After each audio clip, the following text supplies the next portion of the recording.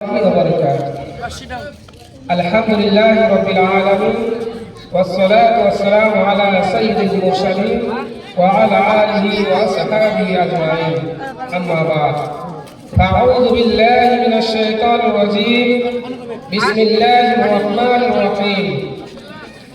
من قتل نفسا بغير نفس أو فساد في الأرض فكأنما قتل الناس جميعا. উপস্থিত আজকের এই সালানা আন্দোলনে সম্মানিত সভাপতি মহাশয় ও সম্মানিত বিচারক মণ্ডলীগণ ও সম্মানিত বাইরে থেকে আগত অতিথিবৃন্দ সকলকে জানাই আমার পক্ষ থেকে আন্তরিক অভিনন্দন। আজকে আমার বক্তব্য বিষয় হচ্ছে ইসলামের মানবতার সম্মান। ইসলাম এমন এক ধর্ম যা শুধু মুসলমান নয়, সমগ্র মানব জাতির মর্যাদা অধিকার প্রতিষ্ঠা করেছেন। আল্লাহ সুবহানাহু ওয়া তাআলা মানুষকে পৃথিবীর শ্রেষ্ঠ সৃষ্টির মর্যাদা দিয়েছেন। মানুষ আল্লাহর বিশেষ শ্রেষ্ঠ সৃষ্টির মর্যাদা প্রাপ্য। আল্লাহ সুবহানাহু ওয়া তাআলা পবিত্র কোরআন মাজিদের মধ্যে উল্লেখ করে বলেছেন, ওয়ালাকাদ কাররামনা বানি আদম, আমি অবশ্যই আদম সন্তানকে মর্যাদা দান করেছি। এখানে ইয়া আইয়ুহান নাস বলে মর্যাদা দান করেছি, অর্থাৎ আল্লাহ সুবহানাহু ওয়া তাআলা বলেন, আল্লাহ সুবহানাহু ওয়া তাআলা বলেন, মান কাতালা নাফসান বিগাইরি নাফসিন আও ফাসাদিন ফিল আরদি ফাকান্নামা কাতালান নাস জামিয়া।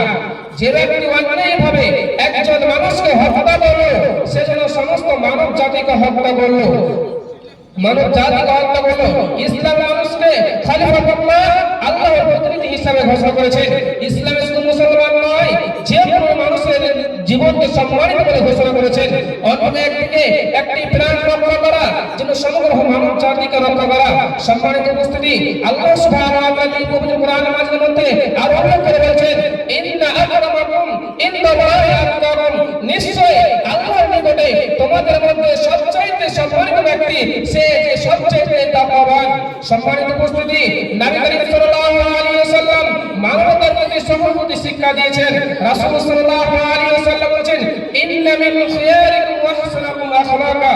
আল্লাহর নবী সাল্লাল্লাহু আলাইহি ওয়াসাল্লাম বলেছেন, আল্লাহর নিকটে তোমাদের মধ্যে সবচেয়ে সম্মানিত, সবচেয়ে উত্তম ব্যক্তি সে যার চরিত্র ভালো।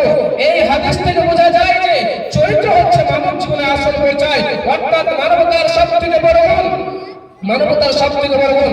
সম্মানিত উপস্থিতি, বড় জানি ও হাসির কারণে কোন মানুষকে হেয় করা নিষেধ। আল্লাহ সুবহানাহু ওয়া তাআলা পবিত্র কোরআন মাজিদের মধ্যে উল্লেখ করে বলেছেন, ইয়া আইয়ুহান নাস ইন্না খলাকনাকুম মিন যাকারিন ওয়া উনসা, হে মানব জাতি, আমি তোমাদের জীবন ও সম্পদ এক অপরের জন্য হারাম করেছি এবং তোমাদের জাত ও গোত্র বিভক্ত করেছি, যাতে তোমরা পরস্পর হও। নিশ্চয়ই আল্লাহ সুবহানাহু ওয়া তাআলার কাছে সবচেয়ে সম্মানিত ব্যক্তি সে যে সবচেয়ে তাকওয়াবান। সম্মানিত উপস্থিতি, ইসলামে শুধু মুসলমান নয়, ইসলামে স্পষ্টভাবে ঘোষণা করেছেন কোন বংশ হোক বা জাতি কোন জাতির চেয়ে শ্রেষ্ঠ নয়, শ্রেষ্ঠ করে আল্লাহ সুবহানাহু ওয়া তাআলা তাকওয়ার ভিত্তি দ্বারা নির্ধারিত। সম্মানিত উপস্থিতি, ইসলামের প্রতিবেশী বা মুসলিমের প্রতি মানবিক আচরণ। রাসূল সাল্লাল্লাহু আলাইহি ওয়াসাল্লাম বলেছেন, মা বালা জিবরিল ইউসিনি বিল জারি হাত্তা যারাতা আন্নাহু সাইরাতাহু। জিবরিল আলাইহিস সালাম আমাকে প্রতিবেশীর ব্যাপারে এত বেশি উপদেশ দিয়েছেন যে আমি ধারণা করছিলাম প্রতিবেশীকে হয়তো উত্তরাধিকারী করে দেবে। ইসলামে মুসলিম প্রতিবেশী নয়, অমুসলিম প্রতিবেশীকে মানবিক আচরণ ও নির্দেশ দিয়েছেন। রাসূল সাল্লাল্লাহু আলাইহি ওয়াসাল্লাম তিনি আরো বলেন, মানবিক আচরণ করার নির্দেশ দিয়েছেন। রাসূল সাল্লাল্লাহু আলাইহি ওয়াসাল্লাম, ইয়া আইয়ুহান নাস ইন্না দিমাআকুম ওয়া আমওয়ালাকুম ওয়া আমওয়ালাকুম আলাইকুম হারাম, হে মানব জাতি, আমি তোমাদের জীবন ও সম্পদ এক অপরের জন্য হারাম করেছি। এখানে ইয়া আইয়ুহান নাস বলে সমগ্র মানব জাতির মর্যাদা অধিকার প্রতিষ্ঠা করেছেন, মর্যাদা দিয়েছেন। সম্মানিত উপস্থিতি, ইসলামের সভ্যতার বাস্তব উদাহরণ খলিফা উমর রাদিয়াল্লাহু তাআলা আনহু এক বৃদ্ধ মুসলিম ভিক্ষুককে দেখে রাষ্ট্রীয় ভাতা নির্ধারণ করে দিয়েছেন।